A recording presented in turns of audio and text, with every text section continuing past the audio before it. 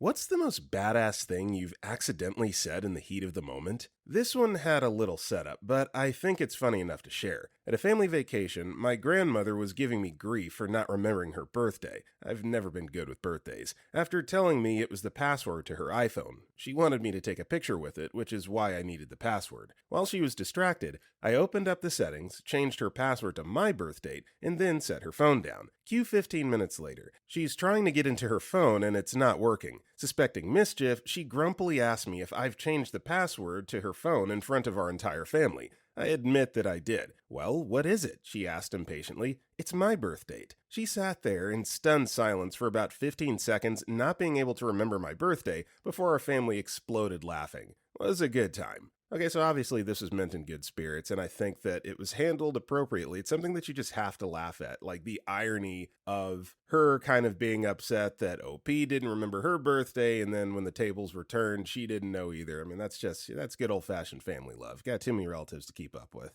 Story 2. About 25 years ago, I was in grade 9 and my parents bought me a pair of Air Max. I'm female, but had picked a pair of Air Max that were supposed to be for males because I preferred the color of the shoes. I was super pumped to get those shoes. We didn't have lots of money and it was a pretty extravagant purchase. Anyway, I was at our local shopping center and I ran into a group of guys I went to high school with. They were a real bunch of arseholes that thrived on dumping on other people. One of the guys had on the same pair of shoes and said to me, "Do you know you're wearing men's shoes?" To which I quickly replied, "Then why the F are you wearing them?" The other guys pissed themselves laughing, and it still stands out in my mind after all these years. Story 3. At work, when in a somewhat heated discussion of why things kept going wrong at a small company, upper management said something to the effect of, "Why does XYZ keep happening? It's idiot-proof." And I replied, "We need to stop hiring new idiots to test if that's true." Edit. So the reply seemed split about 50-50, understanding what I meant. I'd like to address a couple replies instead of individually. The context was, please stop trying to find people to actually test if it's idiot-proof. Please hire someone who's not a bigger idiot than the previous hire that was let go for being an idiot. First, I work in a very small company, and all of us are close enough outside of work that this wouldn't get me fired or reprimanded or anything. Second, my point was that we should hire smarter people instead of any Joe that applied, and then the procedure would be idiot-proof. We just needed a slightly smarter idiot. Thirdly, the Douglas Adams quote is what I had in mind when I said it, but I couldn't remember at the time where I'd heard it from. Thanks to those that reminded me. Story 4.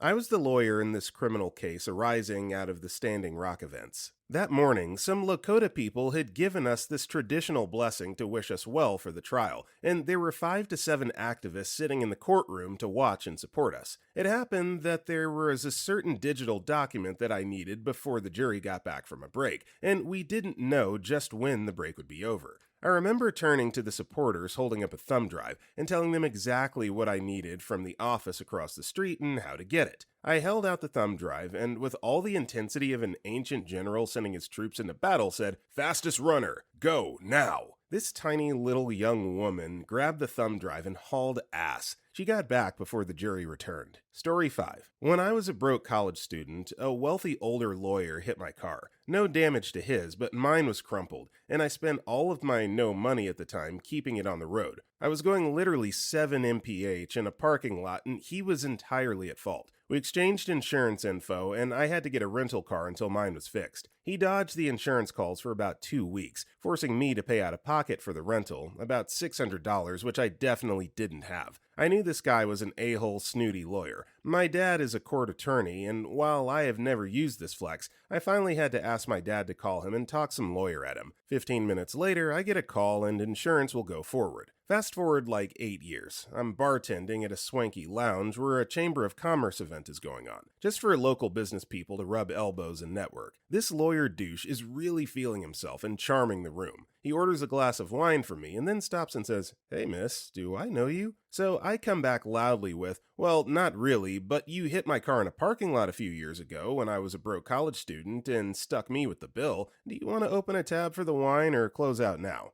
He did not open the tab. Edit. You guys seem to like this one, so I have a bonus for you. Back somewhere around 2005, I went to see a band play and 30 Seconds to Mars was opening for them. Jared Leto was in that band, and at the time, Lindsay Lohan was dating him. I live not far from where she grew up, and just a few days before, a friend told me that Lindsay Lohan acted like an enormously entitled female dog towards her a few days ago when they were walking their dogs. Something about refusing autographs that no one asked for. We got right up to the front during their set. OMG, they were so bad. So we could be in place for the next band. Right behind the barrier was Lindsay watching the set. I motioned her over and asked her to take a photo. She starts yelling like, OMG, I'm just a normal person trying to watch my BF, leave me alone. Exactly the reaction I was hoping for. I put on my best innocent, confused face and said I just wanted a pic with my boyfriend since we made it to the front row. And then said, I'm sorry, I didn't realize you were someone famous or something. She went backstage after that.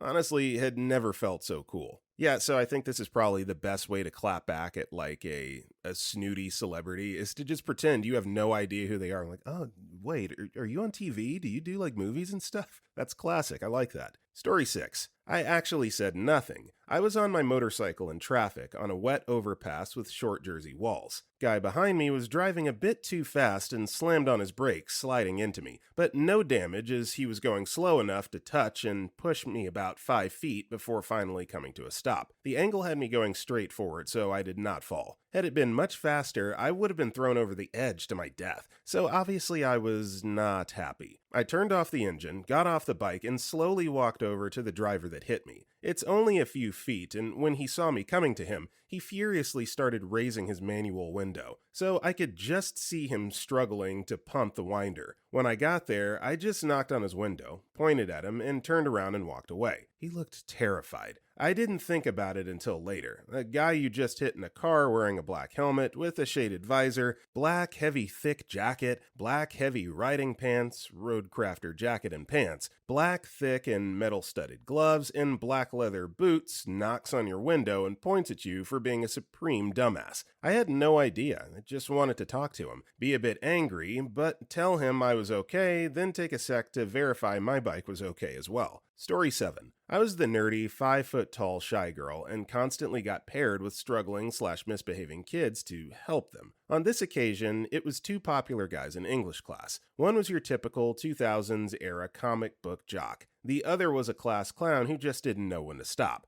Together, they unanimously agreed to do crap all, making fun of our classmates, while I made the world's ugliest word cloud. I failed art class, y'all, so that's no joke. I guess I had an epiphany because for the first time in my 15 years of life, I decided F this crap and went to tell the teacher they're being lazy jerkheads and I'd rather just do it solo. It took a hot minute before a jokester realized I'd even left, and when he pointed it out, the jock stood up looking ready to hulk out of his lowriders, and the jock said, "What are you tattling on us for? It's not like we've done anything." And I replied, "Yeah, that's kind of the point," and just walked out of the dead silent class. Because I was so used to being bullied, I fully expected him to yeet a chair at me. But apparently I just looked like a badass, which is accidental street cred my nerdy ass was 100% eager to roll with. Story 8. Partly accidental. I was doing a university project, had to do a large presentation in front of maybe 50 to 60 other students about a possible business of manufacturing an education toy for kids. It was a bit of a train wreck, as no one else in the group had rehearsed or even read the script. As with all presentations, they asked for questions at the end, and I stepped up to answer questions. There was one guy at the back that always asked awkward questions, like, what if someone were to injure themselves and sue you? Or, have you factored in matching employees' pensions? It was meant to be a fun project for first-year students.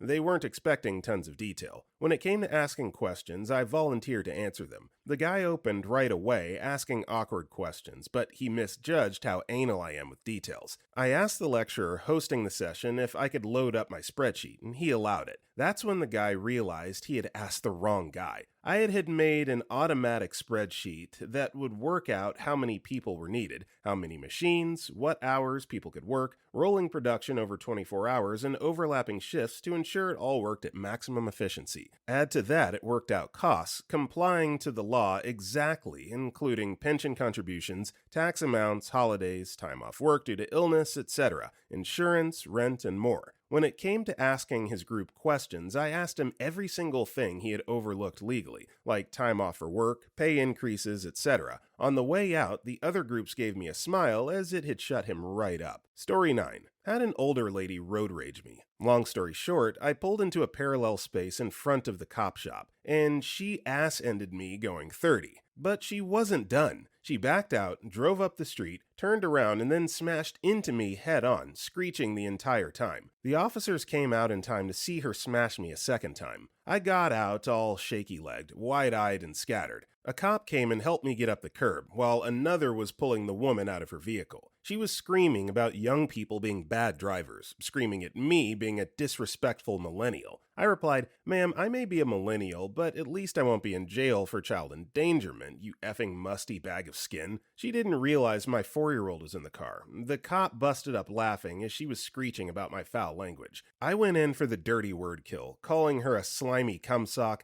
a cobwebbed old F-ball, whatever I could think of. The cop admonished me, but was still chuckling. I was pretty sure this lady was purple, she was so angry. I went to her court date. She lost her license permanently, already had 10 points, had to do 80 hours of anger management, 120 hours of community service, and was credited for 3 days in jail. She was 84. Story 10. I worked in cell phone sales for a few years, and a woman came in with a fairly new flip phone. This was 2018. We just still sold them. She was complaining because one of the sides of the screen was dangling off, and she didn't do anything, it just happened, and demanded a new phone. I told her, quote, "That looks like physical damage, and we don't have any coverage for that since you didn't buy a phone protection warranty." She insisted it wasn't physical damage, and the phone just sucks and broke itself. She started freaking out and calling me all kinds of names and swinging her phone in my face, and then the top half of the phone literally snapped off and landed on the counter in front of me. I just looked her in the eyes and said, "Well, that was definitely physical damage." She lost her crap at my comment, and it was weirdly satisfying. Story 12. I worked as a bartender at what was arguably the busiest bar in Boston circa 2015.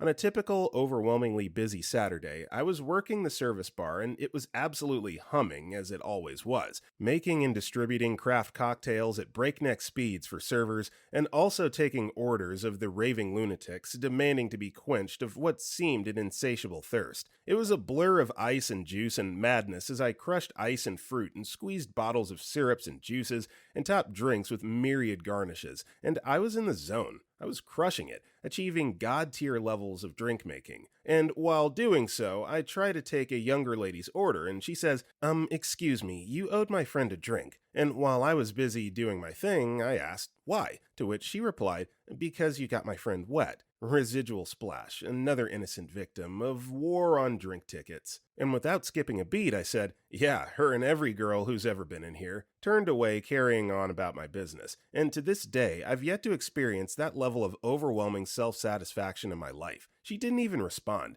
She knew she had been owned. My only regret is that nobody witnessed what is quite possibly the crowning achievement of my life. To anyone who feels this is sad, I wish I could give that feeling so you could understand and feel what I felt, because you're effing missing out. Story 13. Maybe only legal professionals will get this, but I was arguing a motion to dismiss on a simple, typical type of case that we do very often in that field of law. In arguing a motion to dismiss, the only information that matters is what's mentioned in the complaint, the document that begins a lawsuit and basically lays out the case. Opposing counsel started using random facts from the file, all the voluminous background documents we share about the case, in his argument. The judge asked me if it was true. I responded that I don't know because I haven't even looked at the file on this case before this hearing, since it's a motion to dismiss hearing and all that matters is the words contained within these pages, and I held up the 3-page complaint in the air. Basically, I admitted I didn't study the case at all, but it didn't matter, because those facts aren't allowed in a motion to dismiss hearing. It was bold, and I was scared when I said it.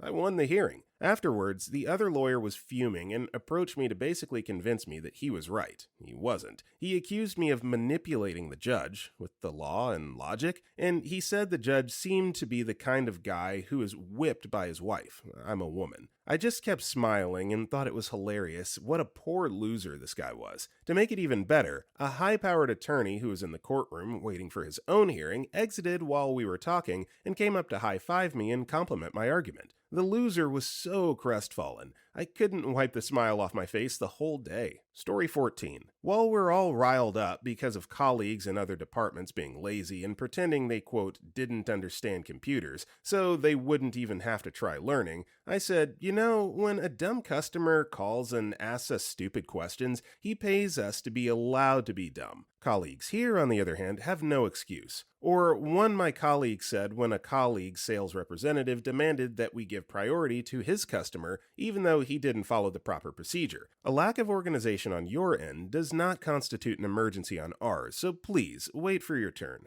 And also one, not because my words themselves were badass, but because it really reassured the kid in question. So I helped my sensei with teaching in martial arts class, and there was this little 10 years old boy who was new, first training, very insecure. In the middle of the training, I catch him sobbing, so I ask him what's up. He says, I suck at this. So I stop this other boy of the same age, but with a higher belt, who was just passing by at this moment, and who happens to be the one I get along with best, and ask him, hey, Noah, when you first started, did you suck at this? Noah, realizing why I asked, said, yes, of course, I was terrible, and carried on. So I turn back to the crying boy and say, see, we all sucked when we started, even me, and that's fine, because you'll learn. He instantly cheered up and has been doing much better since. Noah came back to me afterwards and said, well played, and we fist bumped. He's a smart kid. I felt like we really did something badass. So my go-to quote anytime I'm coaching or mentoring a child is to just remind them that the expert in anything was once a beginner. So anyone that you idolize for, maybe playing a musical instrument or a sport or something like that, there was a point in human history where they did suck. So find peace in being armed with that knowledge. Story 15. So I had a friend who got anxious when people instigated conflict.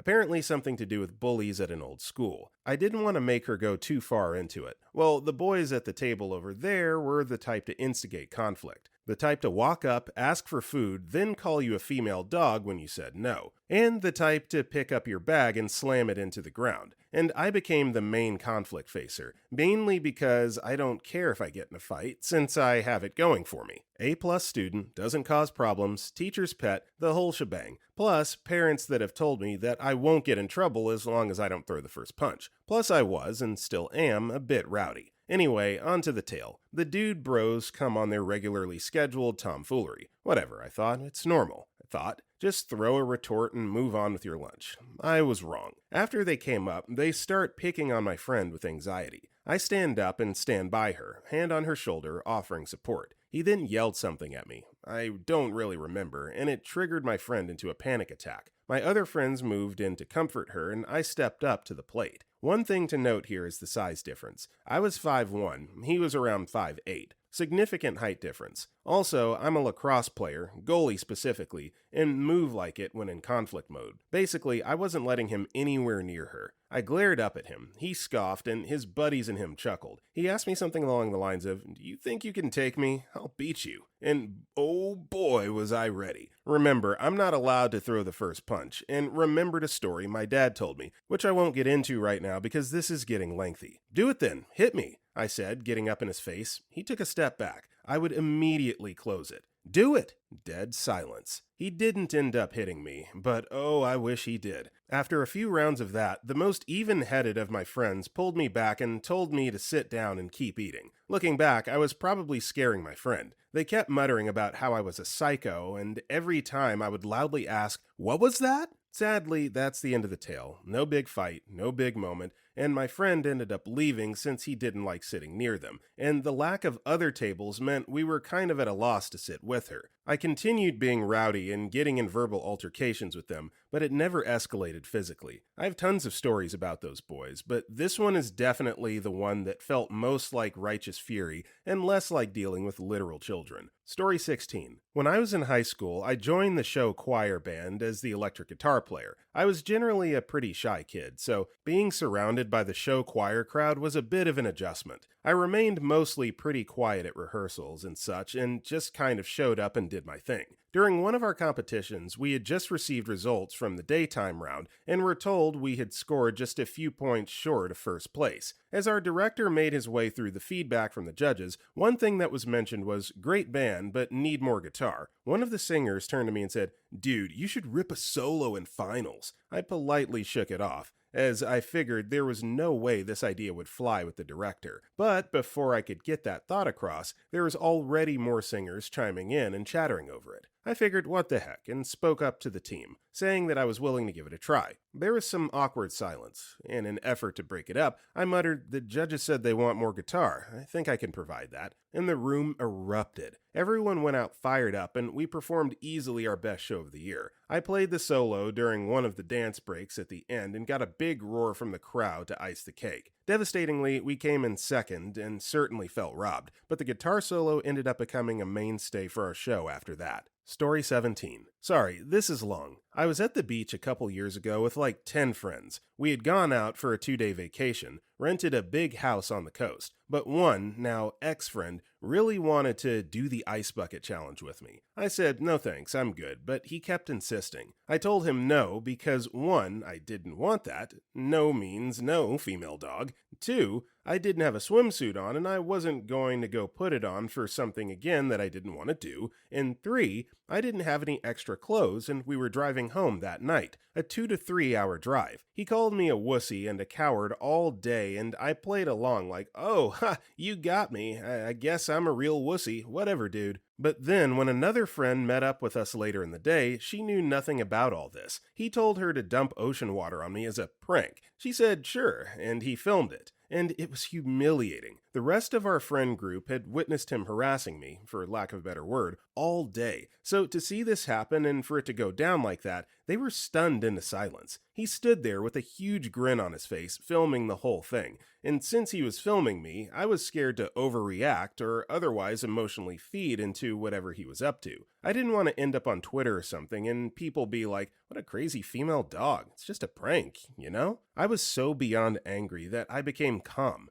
I've never been so angry and so done in a matter of seconds. I remember I looked around at everyone, then looked at them in the eyes and said, "Name? That is embarrassing." Then I walked back to the house we were all staying in, showered off the gross sandy ocean water, and had to go out and buy a new shirt. It was an awkward drive home. I haven't spoken to him since, and he's still mad at me for, quote, not being able to take a joke. Bonus. When his girlfriend broke up with him for reasons related to how awful of a person he is, he blew up my phone calling and texting me, accusing me of meddling with his relationship. I had no idea what the F he was talking about, so I told him, "I'm literally sitting at home, dude. I don't know what's going on in your life or what to tell you, but good luck." Of course he didn't believe me and insisted I was feeding her lies and spreading rumors about him, despite her and I never talking. Again, no effing clue what the hell he was on about, but I'm glad she broke up with his crazy ass. LOL. Story 18. I was walking my dogs at about 9 a.m. on a Saturday morning, and I just met up with my new apartment neighbor on the first floor in front of both of our apartments, who was also walking her dogs. We started chatting, me welcoming her to the neighborhood and stuff. Our dogs were super excited, yipping and howling and jumping. This lady on the third floor comes out on her patio and starts screaming at us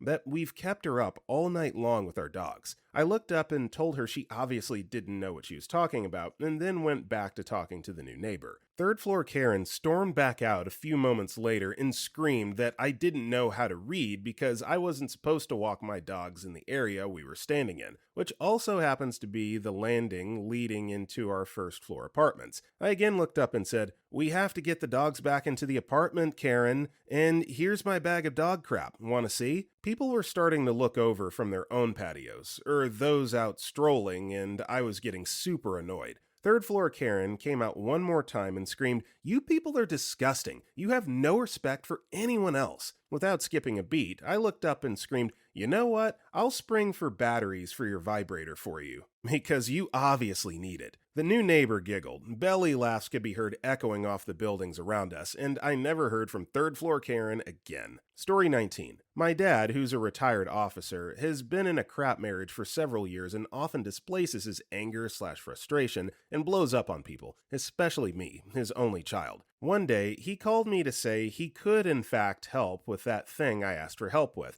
but I had to leave my house right at that second. I told him that I couldn't leave that second, but not to worry because I had it under control anyway. So he freaks the absolute F out and starts yelling at me, and I eventually say F this, and I hang up. I legit was keeping my cool on the phone because I've been through this before and know how yelling makes it worse. He sends me this huge text message about how I need to be more grateful for what he does for me, blah blah blah. For the record, I always have been. So I had this whole banger typed out and ready to send before I paused and deleted it. I ended up sending one sentence instead. I've seen you do a lot of amazing things in your life, but I've never seen you take accountability for your unwarranted outbursts. Imagine being an ex-cop of 35 years and being hit with that one-line zinger right where it hurts the most. Your pride by your daughter, a woman. Anyway, sure hope we reform the police. Even though nobody's going to see this, I feel like I should mention my dad has never abused me or his wife's. The macho man mentality indeed runs rampant in cop culture though, and desperately needs to be handled. Story 20. My BF and I were at a music event that we had been planning for months. It was a 15-hour drive one way for 2 nights to see one of our favorite people in a rare setting. I usually keep my anger to myself at shows and change locations rather than getting in people's faces if they're pissing me off, because it's not worth the potential drama. Well, I didn't really feel that way this night. It was night 2. We were already exhausted. We were on the balcony rail and had made friends with the VIP group in the area, so we had all meshed together and were having a great night. We kept rotating the rail spot out through the group to share the amazing view. It was looking down on the dance floor and over the DJ booth, so you could see the DJ actually do everything. And Mr. Entitled Drunk Guy and his lady shove us off the railing and start dry humping. And I politely tapped that man on the shoulder, got directly in his face and said, "I don't know who the F you think you are, but that was incredibly rude and you guys need to leave this spot now." You could see this guy has never had a female speak to him like that. He looked at my boyfriend and asked him to get me to back off, and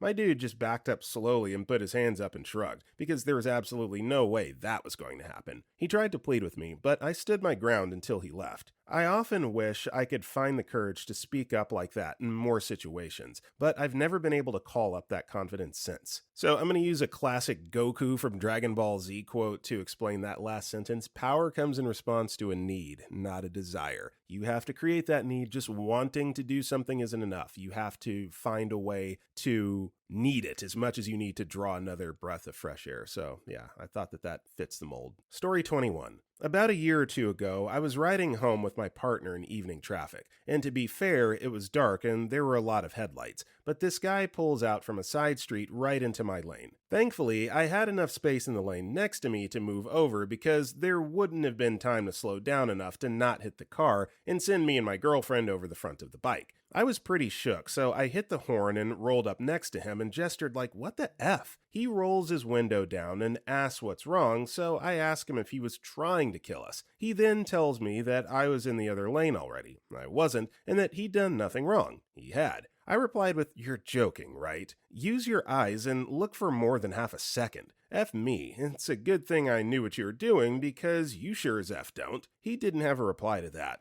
It was pretty satisfying talking about it later when my partner told me she'd heard it all clearly over the noise of the bike and the other traffic, and her telling me she noticed the guy's passenger shrinking in their seat after my last line. Story 22. I was treated horribly by cops when I was younger. They slammed my body down onto a car hood. One cop bent over me in a very suggestive and uncomfortable manner while he was behind me. I'm a woman. I could feel his disgusting crotch on my back, while he yelled directly into my ear canal. My arms were twisted, and I was purposely left in a hot car with no windows down to suffer. This went on for a few hours. Oh, and one of the cops took my ID and never gave it back. Had to apply for a new license and pay. Thanks, cops. So I had enough of the bullcrap. When I was finally being taken in on the bullcrap charges they found to put on me, I was just so frustrated. I did nothing wrong. During intake, when they were taking all my belongings and checking me into the jail, I looked over at the cop who took me to jail. He had this dumb, stereotypical cop mustache. I blurted out as he was leaving the room, "You should shave the sides of your mustache. It'd be much more fitting." So yeah, I told a cop that he should change his cop stash into a Hitler stash. He was not happy. The look on his face made it all worth it though. He was so pissed. I guess that means Hitler offends him, so maybe that's good? Story 23. Lead software engineer at a small company. Primary application is super slow, 30 to 45 seconds per page to load. I had taken time, including some of my own, to develop huge overhauls to the core engine to reduce load time around 50 to 75% in my initial tests. I was constantly told by the CEO to work on the new features new clients were asking for instead of doing something that would set QA back months. Fast forward a couple months and one of the big dollar old clients threatens to leave unless changes are made to speed up the application. The CEO got everyone together to discuss this and make a plan. He started off with, "We here at place name are dedicated to making sure our application is as fast as possible," at which point I lost it and said the following, "Bull crap, if you cared about speed, you would have let me work on all my speed improvements. In fact, I have beta quality changes that appear to reduce load time by a considerable amount, and I was told that it would bother QA too much. You don't care about speed, you care about shutting the client up and making new features." I realize this pales in comparison to what others have already posted, but it was my proudest mic drop moment to date. The CEO is a cool guy and a friend of mine. Occasionally, you just have to hit them over the head with their own words in front of a bunch of people. TLDR, CEO got yelled at by customer about app being too slow, and I yelled at him, in front of a bunch of people, that I had a solution for it months back that he chastised me for making. Story 24. Doesn't exactly fit, but still love this moment.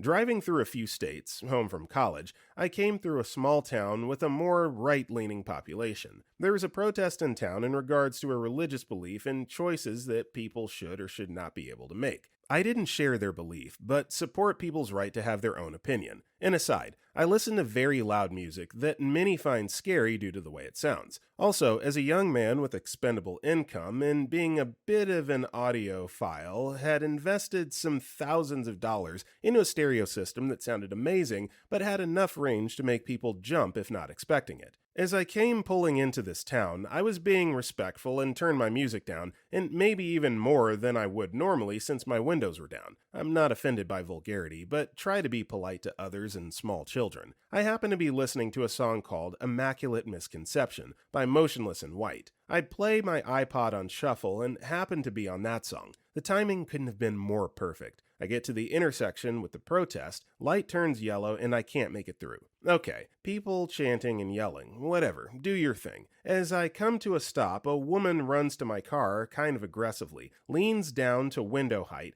and I see a big inhale to, I'm assuming, scream something at me. Generally paranoid, veteran, social anxiety, etc., not happy. My hand was still on my iPod from turning the volume down, and I just cranked the volume, right at the breakdown. Before her mouth made words, my vehicle screamed, quite audibly for the genre, "Open your mind before your mouth!" as I unblinkingly gave my resting female dog-face stare. Miss Aggressive Screaming Lady recoiled, probably at the volume, and it probably hurt her ears, but plenty of service-related hearing loss. I was comfortable. Then in the background, as she starts to back up, realizing my vehicle isn't the one, I realize everyone has stopped chanting, moving, holding signs, etc., and everyone was staring mouth agape. I believe I would have done that move regardless of the song or words. It was a reflex, but the words said, the situation, the timing, everything was so perfect that I still smile. Story 25. Worked at Apple for many years. At some point, we had a couple transfer from a different store. The guy was very manipulative. He would turn coworkers against management and then turn coworkers against each other. It got to the point that coworkers would outright refuse to do what managers said, and some coworkers wouldn't help other coworkers that they perceived to be on, quote, the other side. The guy would get punished by management,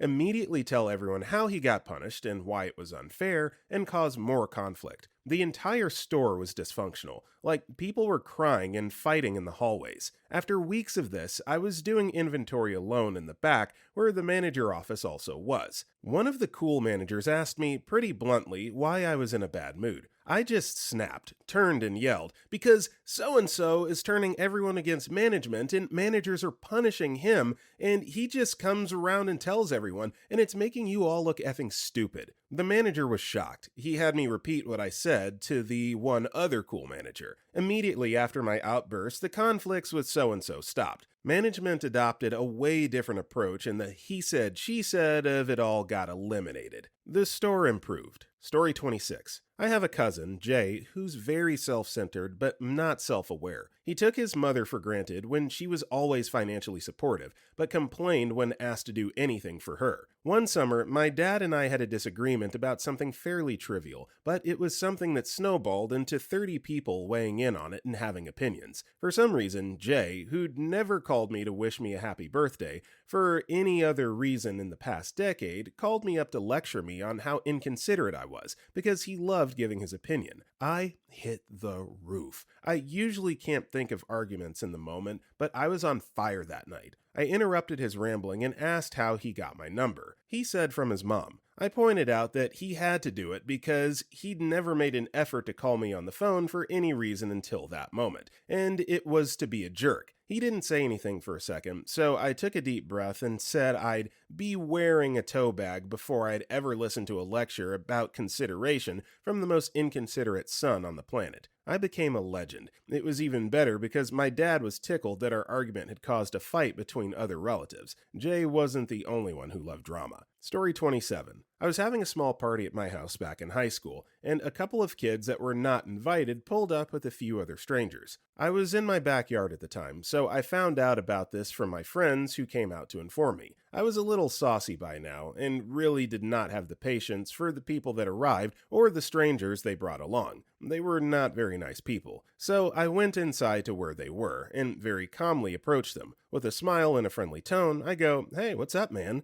to one of the strangers, and I dap him up. Then I say, "Do I know you from somewhere?" To which he responds, nah, man. Now I drop the smile and friendly tone, look him dead in the eyes, and say, "Then get the F out of my house." Worked like a charm. All the random heads promptly left, and my friends that were in the room to witness it were gobsmacked. I'm a very calm and friendly guy, so that's a side they had never seen, and frankly, neither had I. They smashed a bottle on my stoop on the way out, but it was worth it. Story 28. 3 years ago, when I was about 19, I would often walk through my local park to try and get exercise during the summer. One time, when walking through the park, I was one of the only people in the park, until a group of boys who looked like they were in high school showed up. I didn't think anything of it as it was a public park, and I was focused on getting in some miles walking. However, I noticed as I kept walking, this group of boys hung out in the corner of the park, staring at me non-stop as I made my laps. I brushed it off as they were probably just wondering why I was walking in circles around the park all by myself, or perhaps shocked at how tall I am. I'm 5'10", and so I'm used to people staring and asking me questions. Although after about an hour of them watching me, it was starting to become unsettling. They had migrated to the back of the park, staying in their cluster and whispering among themselves, probably up to something mischievous. I just happened to be on one of my last laps when I walked right by them. As I walked by, I heard one yell out, "Hey!" I quickly turned my head to them. When I looked at them, one of them yelled, "Can I have your number?" Looking him right in the eyes with no laughing or hesitation,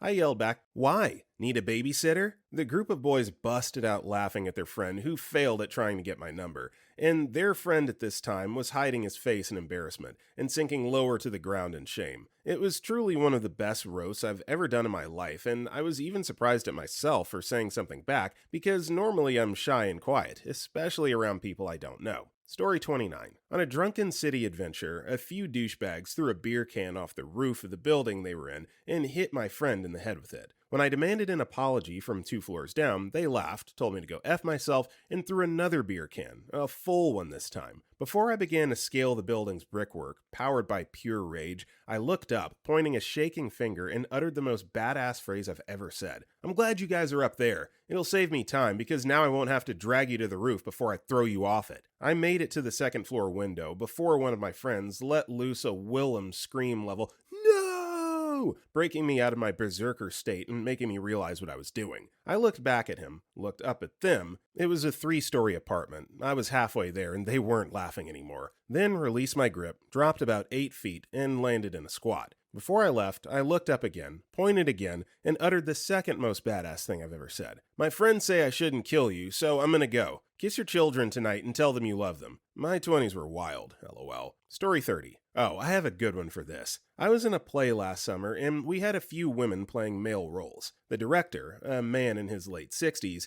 had asked me to do a little tutorial for those actresses on how to do male corrective makeup, contouring to make them look more masculine. So I was doing so. I was purposely going extra heavy-handed on the model so that the girls could see the shapes they needed to draw before blending everything. And for some reason, the director kept walking by and saying, "It's too much. I can already tell it's not going to work." I clarified that I was purposely overdoing it, again because they needed to see what shapes they needed to make, but he kept coming back and saying it. Everyone was getting increasingly annoyed with him, and finally I just snapped. "Will you let me finish, Kanye?" It was so unprofessional, and I felt terrible and apologized after, but it just came out in the heat of the moment. Ultimately, he actually did wind up liking the makeup once it was finished though, so I was right. Story 31. I was joking around with a fellow Marine while on a ship during our second deployment. We were talking smack, ragging each other, just having fun. Mothers got brought up. The smack talk turned sexual. After a particularly bold claim that I had slept with my boy Steve's mom, he got a little flustered and said I didn't know what I was talking about. I don't even know her name. Heat of the moment, with no knowledge of her actual name, I said, "Sure I do. Next time you get to call home and talk to Sherry, let her know I'm counting down the days till I get back stateside to tax that ass." Steve's jaw hit the floor. The bros around us started howling with laughter, and now I'm having to explain to a distraught Steve that I don't actually know his mom. Bad news. Everyone that heard it is going to embellish it and take it way over the top, so I've been Steve's stepdad since 2007. Story 32. On mobile, so obligatory format disclaimer. When I was 11, I saw a girl, let's call her Emma, in the year below me bullying another even younger girl for wearing glasses. Emma was definitely in the obese category, but her parents were incredibly wealthy, so she could always get away with being a nightmare at school because her dad's donation built the new school gym. Emma had consistently bullied me for wearing glasses as well, with our only interactions being her calling me Four Eyes in the hallway. I was a pretty shy kid, but seeing her being a jerk to this 7 to 8-year-old made me lose it. I walked over to them, stood in front of Emma, and said to the girl, "Ignore her, she's probably just mad because she missed another Weight Watchers meeting," and led her out to the playground. Once the adrenaline wore off, I cried in the nurse's office for 2 hours until my dad came to pick me up. 10 years later, I look back and realize that I had some immense badass potential as a scrawny 11-year-old, and I'm super proud of my younger self. Story 33. My dad is furious at my self-defense response. Okay, so some background. My parents got divorced when I was 12, and I have a younger brother that's 5 years younger than me. A year after the divorce, my father got remarried to a woman who already had a son from a previous relationship, who is coincidentally 5 years older than me. At the time, I was on and off visiting my father because he was good to my brother and me before he remarried and moved in with his new wife. Characters: me/I, my younger brother, T, my stepbrother, R, my stepmom, A, my father, Dad/F. My brother T and I were relaxing on a couch while playing on our phones. I was reading some books and my brother was playing some games. Average stuff, right? So my stepmom calls me to show me something and I go over to her before sitting down on the bed next to her. Soon after us talking for a while, I was too lazy to move and I just ended up laying on her bed. In arrives R and decided that the best place for him to lay was right on top of me. I was 14 at the time and he was 19. He was 3 times my size and just plopped himself on me. I got hurt and asked him nicely, "Please get off me, you're hurting me." In return, he scoffed and ignored me as he continued to chat on his phone. Mind you, his mother was in the room and heard everything. My younger brother came running in and said, "Get off my sister, you fat ape." R then replies, "Shut up, you retard." A, "Both of you stop it." T, "What you said was very rude." I scoffed before asking my stepbrother again. Keep in mind that I'm a female and my boobs are being squished into the bed, which hurts. "Get off me, please," I said in a darker tone than before. R scoffs and says, "What are you going to do about it?" I repeat my earlier question. This is the 3rd time I asked him, and yet he still didn't move. I wiggle my arm out from under me, and then you just hear a loud smack echo in the room. R looks at me with a gaping mouth. "Get the F off me, you ape," I said while raising my hand again. He immediately scrambles off of me, and my brother comes over to check if I'm okay. A looks at me with a shocked expression before saying, "That was uncalled for." My father then walks into the room to see what the commotion's about,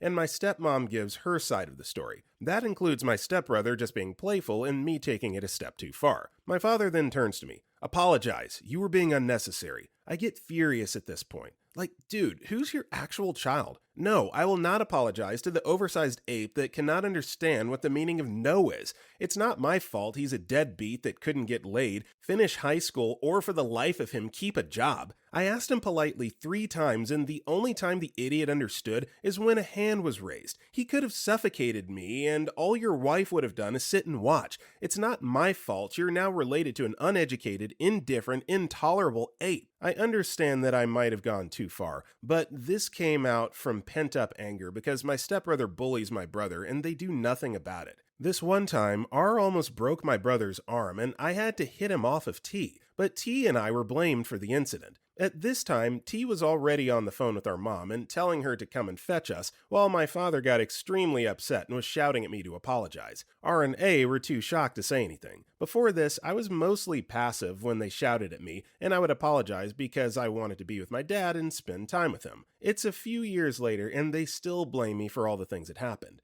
Am I to blame for defending myself? The answer to that question, OP, is no, absolutely not. And if your father can't see that, then you just need to go NC for a little while. That sucks, but definitely feel for you, empathize with you, OP. You didn't do anything wrong here. Story 34. It's not going to sound very badass compared to the rest of this thread, but I'm so proud of younger me. I was getting ready to leave my house with my mom to go to the hospital. I was getting an MRI to see if I had a brain aneurysm. Negative that time, thankfully. I have a connective tissue disorder that makes me at risk for developing aneurysms at any time, in any part of my body, and I had been having symptoms of some sort of brain abnormality, so I was being rushed into imaging. Except my dad was mad that day. He was always mad. He hates sick people and thinks they're worthless, so he wasn't letting us leave the house. Nervously, I watched the clock as the appointment to the MRI lab drew closer. It was a 30-minute drive to the hospital, but my dad was outside the front door screaming profanities and blocking our path to the car with garden tools, and we had 10 minutes until the appointment. Finally, he disappeared into the garage, screaming about how, quote, only he does stuff around the house, and my mom and I were able to run to the car and hop in. 7 minutes to make a 30-minute drive. My heart was racing and my head was aching and I felt mad, which raises blood pressure, which is bad for a suspected aneurysm. Anyway, my dad came out of the garage and was screaming about how he does everything around the house while we just relax and don't help him. My mom had put the car in reverse, but then it felt like I wasn't controlling my body. I opened the car door and jumped out of the car, and for the first time in my life, stood up to my dad. My blood pressure was so high, and my ears were ringing, and my headache was pounding. You know, Dad, not everything is effing about you. He turned and looked at me in disbelief. The garden hose curled around his hand like a snake. What the F did you say to me? Not everything is about you. Now shut up before the neighbors hear you. And then I calmly got in the car. My mom drove away quickly. My dad stood there in silence. I broke down in tears in the car, and the MRI staff, firstly annoyed at how late I was for an extremely vital test, were further annoyed by how shaky I was in the machine. I couldn't stop crying and shivering, and they had to pile heated blankets on me and strap my head tightly down to get a clear picture of my brain. But I stood up to him. When I was at my sickest, I was able to tell him off. I live away from home now, but I'm still so proud of that young teen who was able to stand her ground. She was brave as hell. Story 35. In my school's playroom, there was a barrack next to the fence. You could pass in between to get to the other side, and 11-year-old me wanted to do just that. In the middle, there's a guy like 2 or 3 years bigger than me, but not taller. He was one of the shady judo kids, and to be honest, he looked pretty unpredictable. No one could see me alone with a shady guy. I try to get through, but he blocks my way and proceeds to tell me, "Get the F out." I was a shy kid, and if he told me, "You shouldn't be here, please go somewhere else," I know I would have awkwardly complied, but instead, my anti-bullies mechanism kicked in, developed thanks to being a shy kid, so I say no. He starts to get mad and tells me, "If you don't know me this week, I broke 3 teeth from another a-hole." Don't know why, but I immediately answer, "Why would I care? I'm no dentist, let me through." I guess he was as confused as me because I managed to get to the other side. Story 36. Long time ago, I was in the last year of high school and was sitting behind this guy that was basically my high school drama nemesis. We were both pretty smart, got good grades, and both pretty popular, but for different reasons, meaning he was an a-hole. After an argument in class, we got into petty bantering, always at low volume in order to A, not get caught fighting, and B, I always tried to never make a mess of stuff. When I asked him for like the 10th time to either shut up to talk later or lower his voice, he proceeded to stab my hand that was resting on the table with a pencil. Half the effing thing went straight into my hand. Now, I would never give him the satisfaction to look in pain, so with the coldest stare I've ever given in my life, I get up from my seat, blood dripping from my hand, start to walk out of the classroom, and when the teacher sees the mess, I just look at the guy in the eyes and say, apparently student name has anger issues. I suggest he solves them before I solve them for him. I pull out the pencil and I walk outside the classroom. Soon as he can't see me, I start running and crying from pain.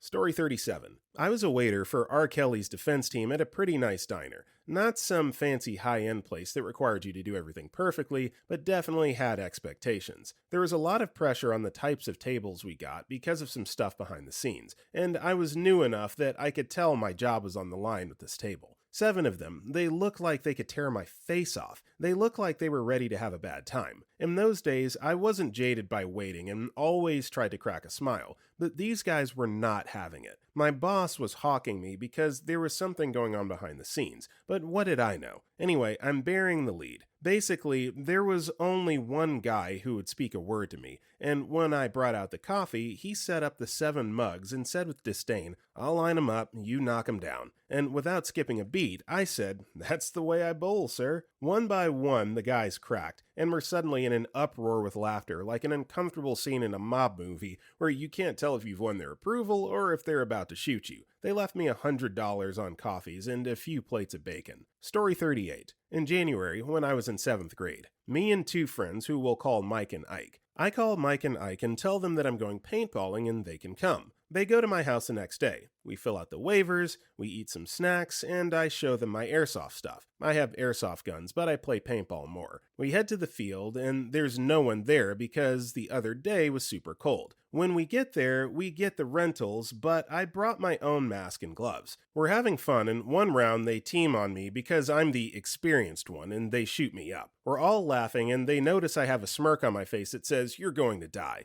The next round, I find Mike, who isn't too good, but I sneak behind him and shoot him in his back, and I try to find Ike, who's actually pretty good. I see him walking, and I hide in some bushes, and then I don't know why, but I remember something we said earlier where he mentioned that he likes Burger King a lot. He's right in front of me now, and I tell him, I'm the Burger King, female dog, and I proceed shooting him right in between his eyes and above the nose. That one-liner sounded cool at the time, but it was so random that he still makes fun of me for it. I haven't seen him in a bit, so I drove to his house, wearing a mask and gloves, and knocked on the door, and when he opened the door, he said, it's the Burger King! Story 39. This is a long one. I'm so sorry. When I was about 14 years old, I was in the 3rd year of secondary school in the Netherlands. I was a shy and silent kid. Never spoke to anyone. Did anything to avoid being asked questions by teachers and all kinds of stuff like that. It didn't help that I looked just like a primary schooler most of the time, but I did have 2 friends, and during a short break between classes, one of them showed me a clip of something funny. While I was watching it, I heard other people talking just slightly behind me. Ew, who in the world still wears jeans that baggy? Someone said. I knew there were only 5 people in the room, including me, and as I casually looked around,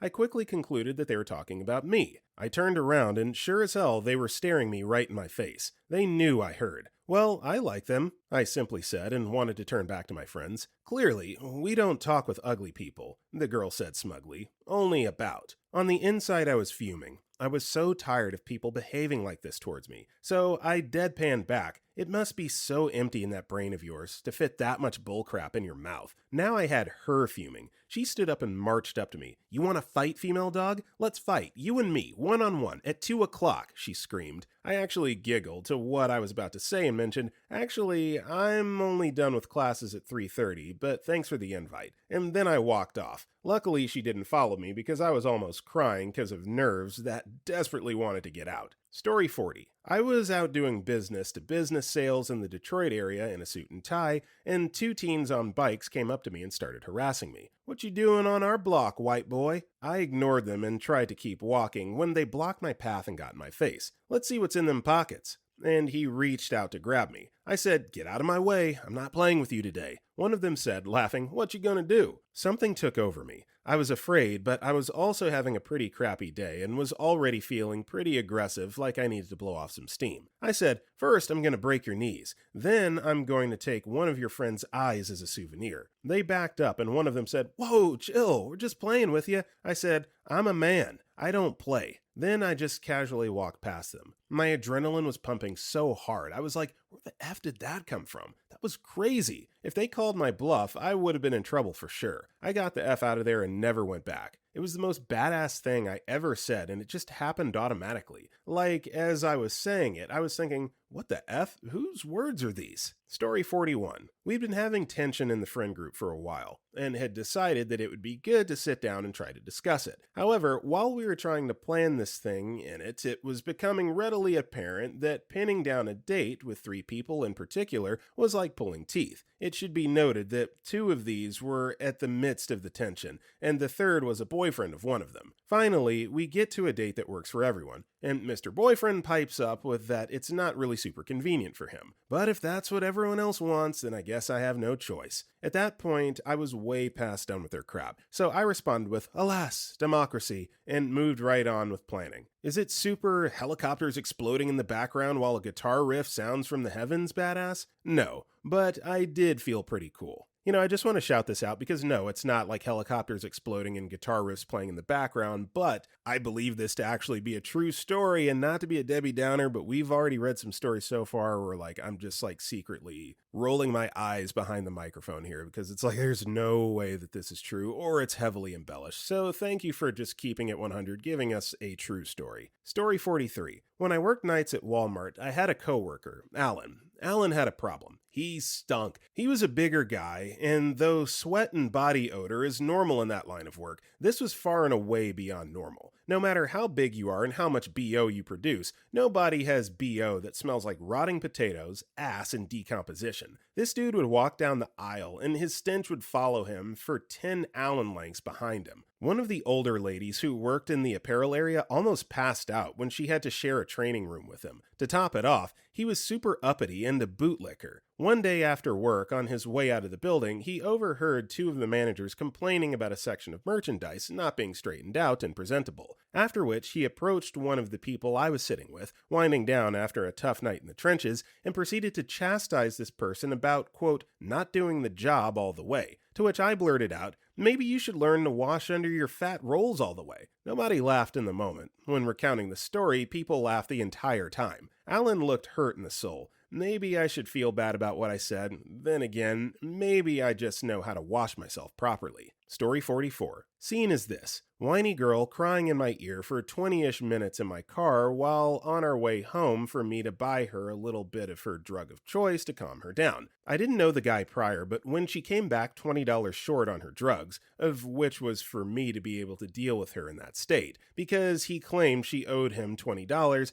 I decided to go knock on his door. Now, I had her state on the phone that she was coming to grab with someone else's money, and I decided to go knock on this guy's door because he thought it was all right to force her debt with him onto me. She tells me that he's a big black dude. I'm a tall and skinny white guy, but I pay it no mind because it's only $20 and I'm not a violent person, so I wasn't walking up with any sort of forceful vengeance or anything. I walk into the tiny stairwell that leads up and knock at his door at the bottom of the stairs. I explain the situation. He tells me that's between me and her. I disagree and put my foot on the door because I saw where it was going. He tried to shut the door and I pushed back. He was pretty stocky and in shape, but he was an older guy, 50 to 60-ish, and a couple inches shorter than me. So when I started gaining ground, I figured my anger was giving me an advantage. Nope. He swung the door open and gripped me up while wielding a big hunting knife in his right hand. Bad news for me. I'm not a lefty, but I was still somehow holding back the strength of his massive right arm. But then he ended up pinning me in the narrow stairwell, while off balance, and I slid down down to where he had pinned me on the stairs. At that point, I noticed that I had been gripping the blade of the knife with my hand, and I just gave in. He put the knife to my throat and said,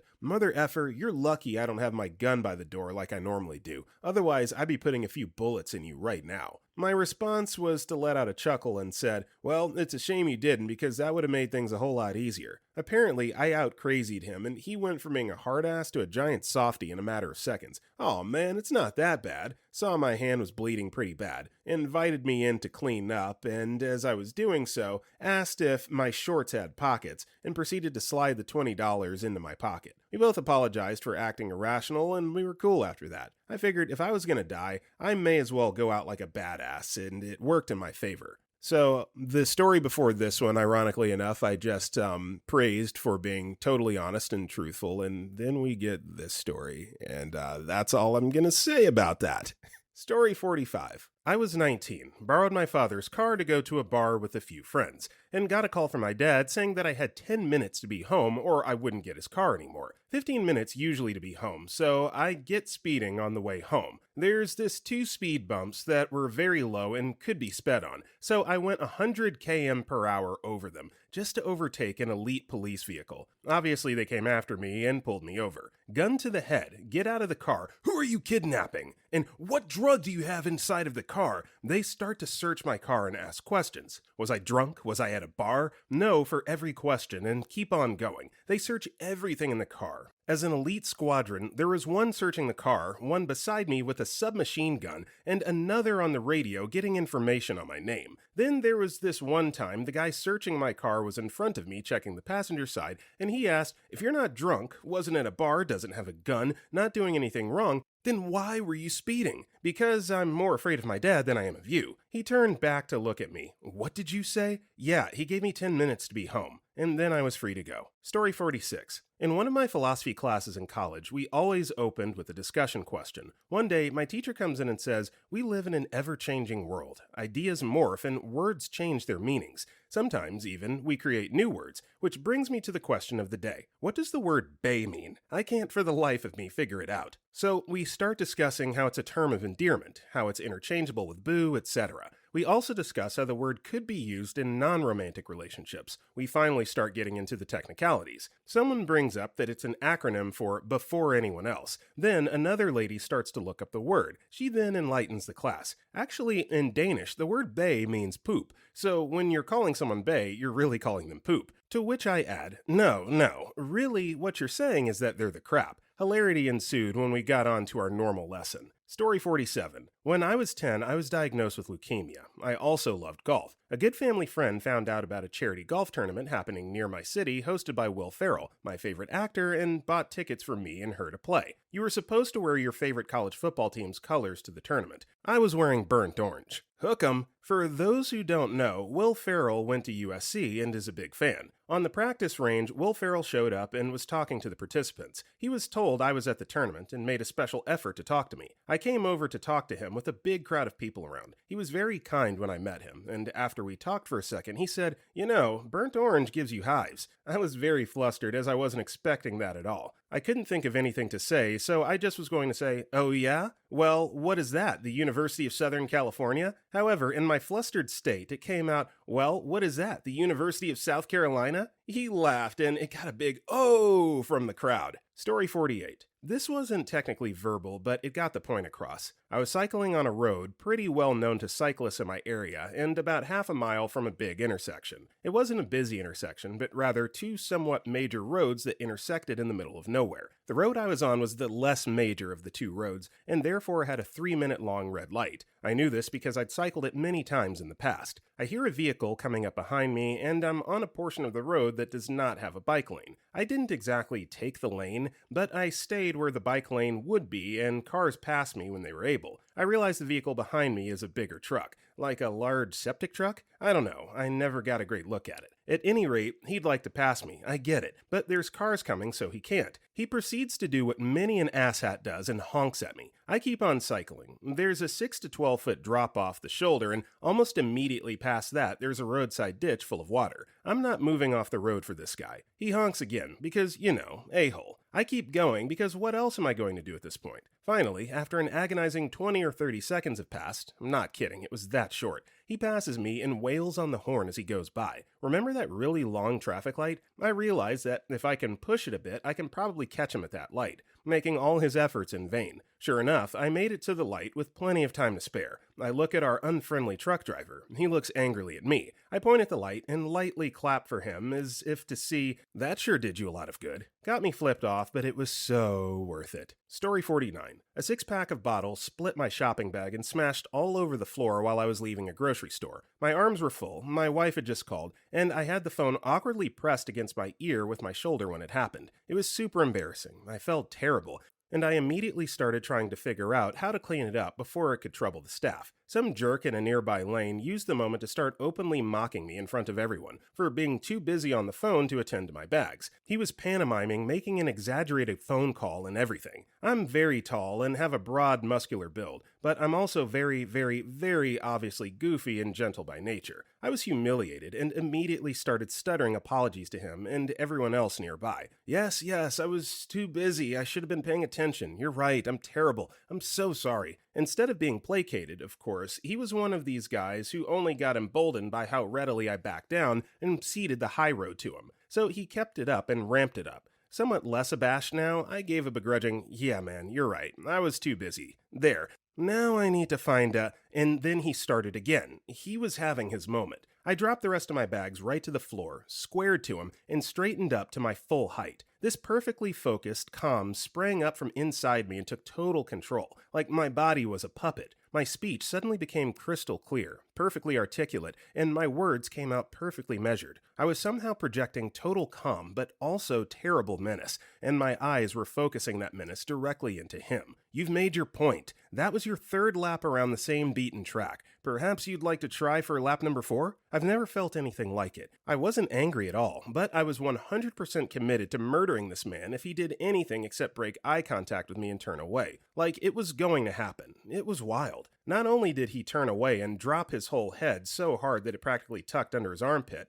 but I also felt every one of the other 24 sets of eyes that had been glued to the scene suddenly stare at the floor all at once. I felt really ashamed for the rest of the day, and still hate remembering it, but I'll never forget how compelling that feeling of cold, murderous certainty was in the moment. I guess it was badass. I personally use the memory to remind myself to only help people that might be having a bad day. Story 50. I was in an argument with my middle school teacher because he refused to use the correct pronouns for my transgender friend. He's an old ex-Marine, and he's the stereotypical boomer who's homophobic and basically hates change. He's also really mean to my friend and constantly failed him, even though he was in multiple advanced classes and had almost a 4.0. At one point, he was trying to say he just didn't believe in it, and I get not believing in other people's opinion, but you need to respect it. And so I ended up saying, well, just because you don't agree with someone doesn't mean you can fail them. The whole class knows about your transphobic bullying, and please, if anyone in this classroom disagrees with what I said, then stand up. No one stood up.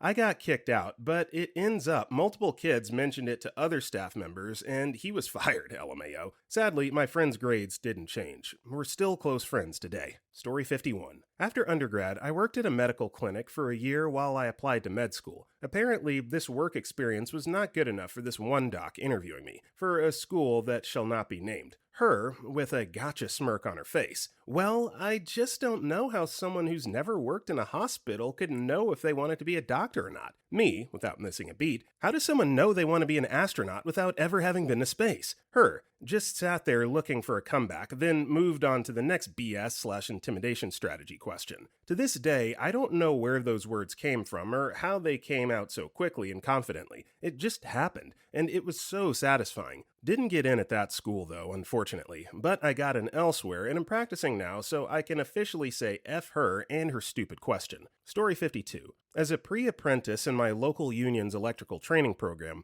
I was placed on a job where the contractor was way behind due to taking too much work. The whole job, new construction of a large automotive garage, think warehouse size, was being run by a total of 3 apprentices, including me and the foreman, himself and a 4th-year apprentice. I was fresh out of high school, had never done electrical work before, floor and were working 60 to 70 hours a week trying to get everything done as fast as possible to meet the deadline. Anyway, one day at lunch, the foreman's broken phone came up in conversation, and I mentioned that I knew how to fix it as I ran a small business in high school repairing broken phones. So a week later, the PM comes out to check on everything, and he has everyone get together for a safety meeting. And afterwards, he looks right at me and says, "So I hear you fix phones. Mine's got a broken screen. Could you fix that?" I immediately responded with, "Not on this schedule," and everyone laughed. Not that funny, but it meant a lot to me because it kinda got me into the work group rather than still being the new guy. Story 53. I went to a huge party for an acquaintance's birthday. I met a nice girl there and hit it off big time, flirting and joking. I love to talk, so we did tons of that. There was a guy at the party who I knew, and he was incredibly annoying. He would use any and every opportunity to make fun of me, to discourage me from the girl, and he tried his damnedest to make her think badly of me. So this was back when Human Centipede was being talked about by how gross it was, so the whole party got in one room to watch it.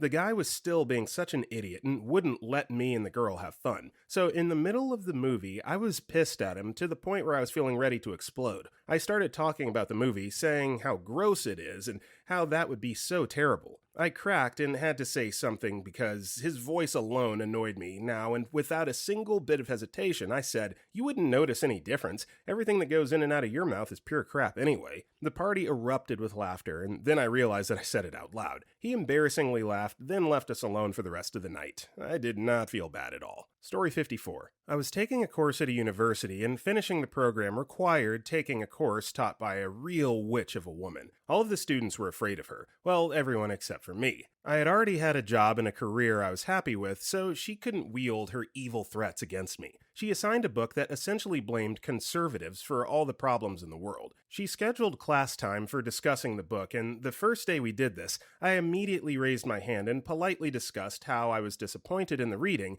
and that it seemed like it was nothing more than political propaganda. She was not happy with that commentary. She snapped back at me and told me this was the way things were and that I'd never make it in the working world if I didn't fall in line. I calmly responded, kind of like you couldn't make it in the working world, so you ended up here trying to brainwash impressionable youths. She called me a son of a female dog and stormed out of the room, ending class. Everyone else was happy with me, as we were only there for about 10 minutes of what was normally a full 3 hours. I received an email from her within the hour that suggested I drop the course and program due to my ignorance of societal issues. I didn't, and she ended up failing me. I had to file an appeal of my grade with the university. I had my 2 papers independently regraded and ended up with an A.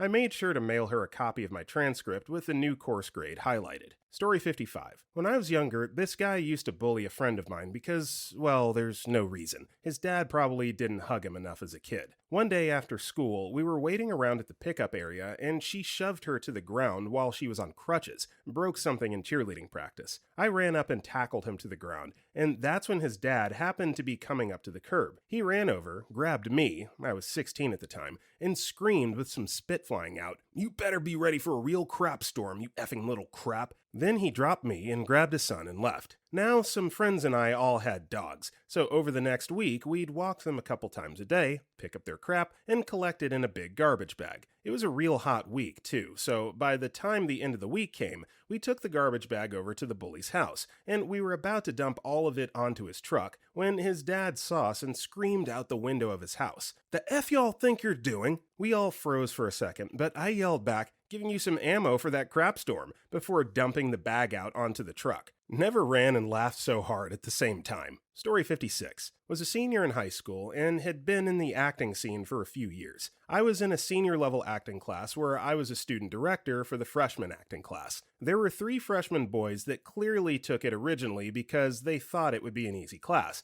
Not that they had any interest in it. The worst was Jeff. Jeff never listened. Jeff was always screwing around. I had spent the last few months trying to get any form of cooperation from him, but as only a student director, not the teacher, I didn't have any real teeth to do anything with him. There we were, late in the semester, dress rehearsal. Freshmen up on stage doing their thing, me watching and directing. Jeff screwing around again and me losing patience after sending him to the wings, and he's still disrupting everything happening on stage. I finally lose it and shout something along the lines of, "That's it, Jeff, you're out of the show. For good, get the F off my stage." He slunk away. Rehearsal resumed. I then proceeded to go up to the booth to talk to the teacher because, well, I didn't know if I could actually do that. I should also mention the teacher was a true badass in his own right. It was well known that he had both appeared on Broadway in the West Side Story and was a tank gunner in Vietnam, having killed who knows how many people. Anyway, I was expecting to get chewed out for overstepping my authority, but instead was greeted with a huge smile. He clapped me on the shoulder and told me how great that was to watch. Jeff's ejection stuck and he definitely failed the class. Story 57. So, back in high school, this girl used to relentlessly insult me and belittle me. She was notoriously known for being a female dog, and even a few of her friends recognized this. She also happened to be the top student in our class and one of the prettiest girls in our school, but that's not too important. Anyway, she probably hated me the day she met me back in 7th grade. For 5.5 years, she'd insult me on nearly a daily basis.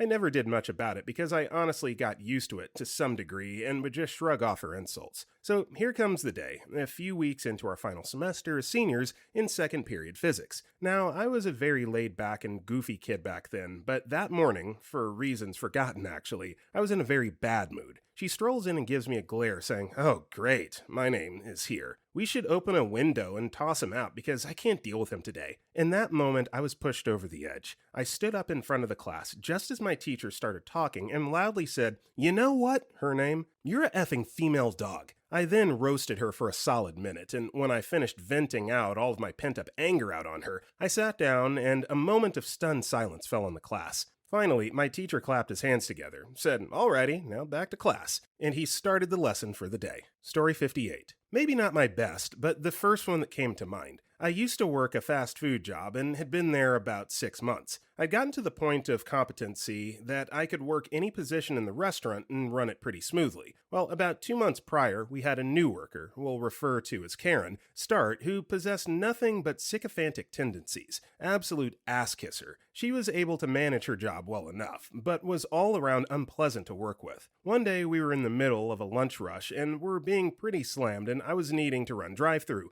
assembling orders and making drinks simultaneously. Normally, at least 2 people would be doing this. Well, Karen was only handing food out the window at this point and refusing to help with anything else. I had to run an order out to a waiting car and asked her if she could fill a soda for me while I did so. Her response being, "I don't know, can I?" She said condescendingly, acting as if I wasn't allowing her to do anything else. I was fed up and stressed, so I just respond, "I don't actually think you'd be capable of something that simple. But I'm busy right now and not left with a lot of options." She didn't say anything for the rest of the day and never stopped holding a grudge for that. Story 59. About 12 years ago, I busted one of my headlights, got pulled over for it, and was given a ticket. I never paid that ticket because I was a dumb 20-year-old. Well, flash forward about 5 years. I knew I had a warrant out for the ticket, but still did nothing. I was leaving a party with a girl I'd been dating for about a month now. She was driving and totally sober, but the cop sees us leaving the party and pulls us over anyway. The cop takes both our IDs, and when he returns, he and his partner are walking up to my window.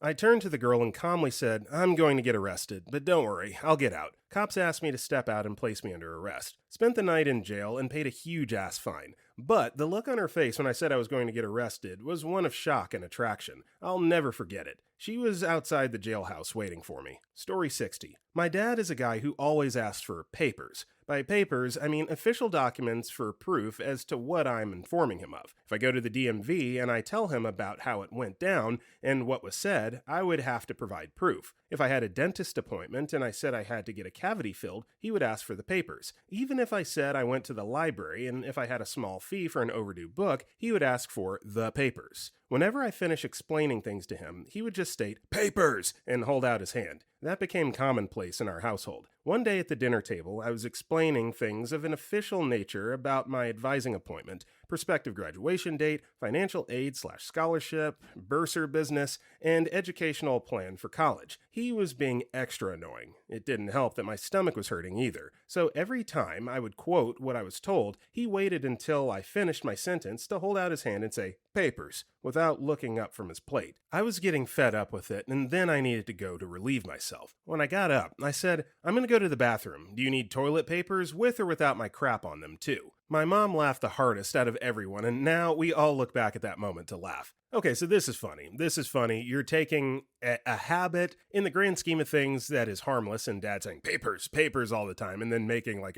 actually a really funny joke with or without crap smeared all over that. That's funny. Good story. Story 61. About 5 years ago, my brother and I were on a motorcycle trip down to see our parents about 200 miles away. We're no badass bikers, but we were both dedicated riders who logged upward of 10,000 miles per year. Greasy, sweaty, worn crap, older Japanese bikes. We were taking a break halfway down the San Joaquin Valley to cool down and gas up. An older lady in a massive luxury barge approached us and said her car was making a weird noise. Could we please take a look? We were a bit surprised, since usually most people avoid the grease balls on the clapped out bikes, but sure, let's take a peek. And she started to talk and talk and talk. Her and her husband used to ride a Harley. That's how she knew we'd help her. He was buried somewhere near there, and she was going to pray at his grave. She never remembered where it was, but could always find it, etc., etc., etc. Kinda wholesome, but also very much a stream of consciousness ramble from a bored religious aunt, while we were frying on the pavement under her hot-ass car with a multi-tool unbolting the broken undertray. But hey, good Samaritans. Someone asks for help, you help, etc. Finish the job, toss the tray in the trunk, say, have a nice day, and she gives us this adoring look and says,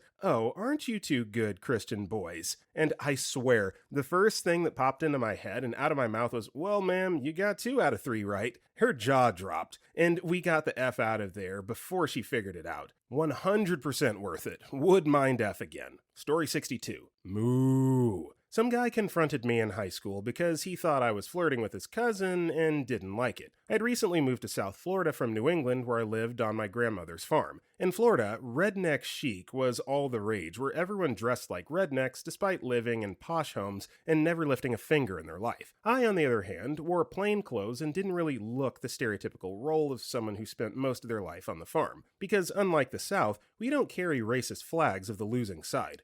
Guy comes up to me while I'm sitting on the ground with my friends talking about video games, kicks me, not hard, in the back and starts telling me how he's going to, quote, stomp a mud hole in my face if I continue talking to his cousin ever again. I looked up at him and, me, moo. Him, what? Me, moo. Him, what is that? Me, just as I thought, you don't even know what a cow is. Get out of my face with your wannabe farm boy style. I just turned back to my friends and continued discussing video games. The guy kept yelling crap until his friends just told him to drop it. Story 63. I use heavy machinery at work, and you're teamed up with a partner when running it. So one guy pulls a lever and the other guy has to do the manual labor part. I'd been working with the same guy for about 3 years at the time, and I was getting fed up only doing the manual labor part. I'd taken on the grunt part of the job because my partner was older than me and had been doing the job many years longer than me, but like I said, I was getting fed up. So one night I said to him, I'd like to run the machine and not be the grunt. This guy is also a real a-hole, the catcalling women, low-key racist, thinks he's smart but isn't type, and I'd been able to put up with his bullcrap for so long because I made very good money.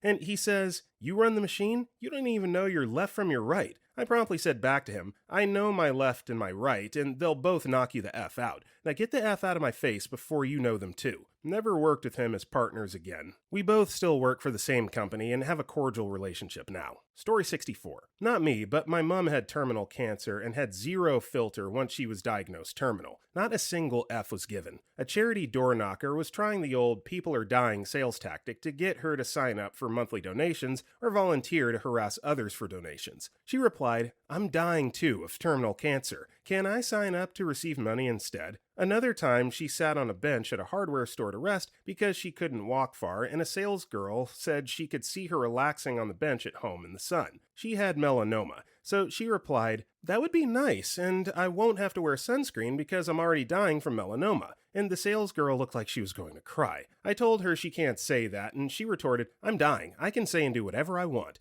and then demanded a hamburger. She sadly passed away a few months later. I miss her sarcastic, filterless sense of humor and love of hamburgers. Story 65. Age 15, 1980s. Had an issue with a kid one town over. Me and my 2 friends catch a ride over with one of their older brothers for the scheduled fight. We roll up to the agreed upon spot. My opponent is there with about 10 people. No way am I getting punked, so I get my friends hyped up. Jump out of the car. The door slams shut. My friends are still in the car. F! I walk over to take my ass whipping like a man. Walk up to the kid, and he says, "Are you really gonna F with me right now?" I gave him a nod, square up, and wave him in with the let's go gesture. The kid smirks and takes a swing with a big right. I duck back to slip it, and bring my own massive straight right straight into his nose as he's going forward, off balance from his missed punch. Kapow! This dude is KTFO'd. I look around and see 10 set of eyes staring at me. Out of nowhere I say, "Any effing complaints?" Every kid there says, "No." I turn around, push one out of my way, get back in the car, and we hightail it out of there. Story 66. I'm late to this thread, but I'll chime in anyway.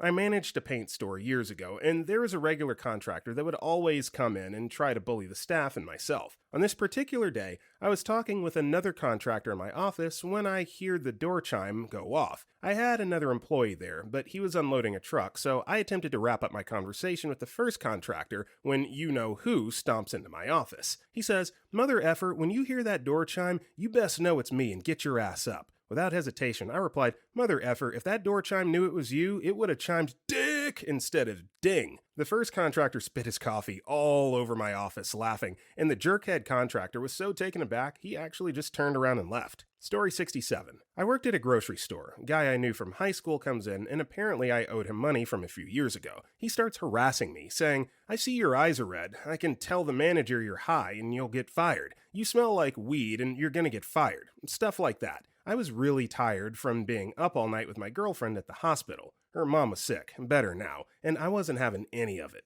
As soon as he repeats, "I'm going to tell your manager," the last time, I snap and immediately say, "You know, I want you to tell them. Tell them whatever you want and get me fired. Please get me fired." And I picked up the phone next to me, dialed the intercom over the entire store and said, "Bruce, please come to check stand 15. I'm apparently going to be fired and I'm at a loss for words." Well, that got pretty much every manager in the store over there. I tell the asshat claiming he can get me fired to tell my managers what he was telling me. He gets super red-faced, apologizes profusely, and I haven't seen him since. Story 68. I don't know about this being badass, but one time my husband and I were at a game night with a group of friends. I can't remember the name of the game we were playing, but pretty much the concept is that you separate into two teams and you can send one person up at a time. They hold a tablet up to their forehead and it has a word. Your team has to help you guess what the word is, kind of like charades. Anyway, it was my husband's turn and he got the word stripper, and in the moment I just wanted us to win so bad. Without a second thought and knowing that he would understand what I was trying to say, I belted out, "What I used to be," and the whole room just paused with a few "what?" from our friends. Just before the timer went out, my husband guessed correctly, of course. I immediately sat back down and covered my mouth because I realized what I had done. Mind you, at this point in my life, it wasn't something I was doing anymore, but it also wasn't something I told people about. I wasn't necessarily ashamed of being a stripper previously, but I definitely was afraid of people's opinions about me. At times that people have shared their opinions about strippers around me without knowing that I was one have always been negative. So naturally, I kept it to myself, especially that at this point, I had just moved away from home to be with my husband. I was pregnant, and the group we were with were more of my husband's friends than mine. We're all close now. I was definitely afraid of some judgment, but the reaction was the total opposite. Our group of friends applauded me and thought it was so cool. The girls were impressed. The guys were too, with my husband, and one of the girls even said that she wanted to make out with me, lol. She was kidding, but it was kinda nice. They reacted so positively well, and honestly, it ended up brushing off just as quickly. We moved on to the next game, and that was that. It was almost liberating.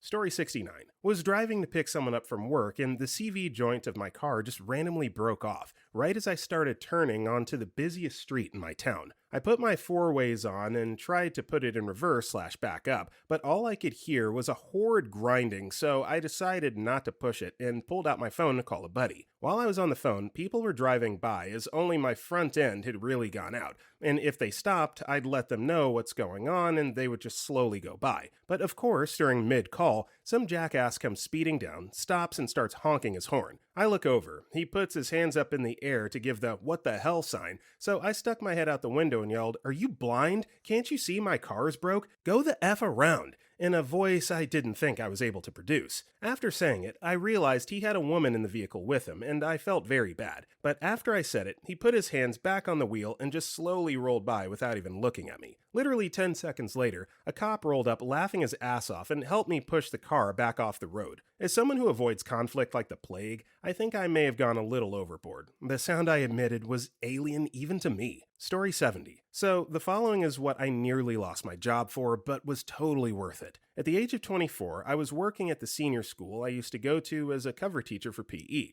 I got on with the head when I was a student, so I was in favor. One Monday, I was teaching a theory class to year 11s, 15-year-olds, 90% male, testosterone on overdrive, so they think they're doing the big I am, all showing off to the 10% female percentage of the class and to each other to prove who's the most alpha. There was one lad in the class, Matt, that would always show off more than others. He was such a bell end, and I would always have to bite my tongue with him. The type of lad that would always take it too far. Once thought telling cancer jokes to a lad whose mum had just been diagnosed with cancer was funny. That sort of person. Now, we need to rewind briefly 2 days ago to Saturday night. It was my mate's birthday, so we went out local. A few drinks led to more drinks, which led to bad choices, and before you know it, I'm stumbling back to some girl's place who was a couple years below me at school. I stayed the night at hers and, Anyway, as I'm leaving in the morning, I notice a family photo on her wall and immediately recognize one of her family members. Who was it, you cry? Well, it only is the lad who I teach, the local class knobhead, Matt. Now, fast forward to the Monday lesson. I'm still hungover, so I've done my best to minimize my input to the lesson as much as possible. I set the classwork to just sit and complete. My fuse is already short. I'm tired, I'm hungry, but Matt is on fine form. Someone's put 50p in on him and he won't shut up. I set the class their task and they start getting on, talking between them. In between tasks, one of the girls shouts out, "Sir, do you have a girlfriend?" Before I can tell her to get on with her work, Matt shouts out, "As if Sir has a girlfriend. Sir's gay." The class laughs. Matt gets a couple of fist bumps. The red mist descends.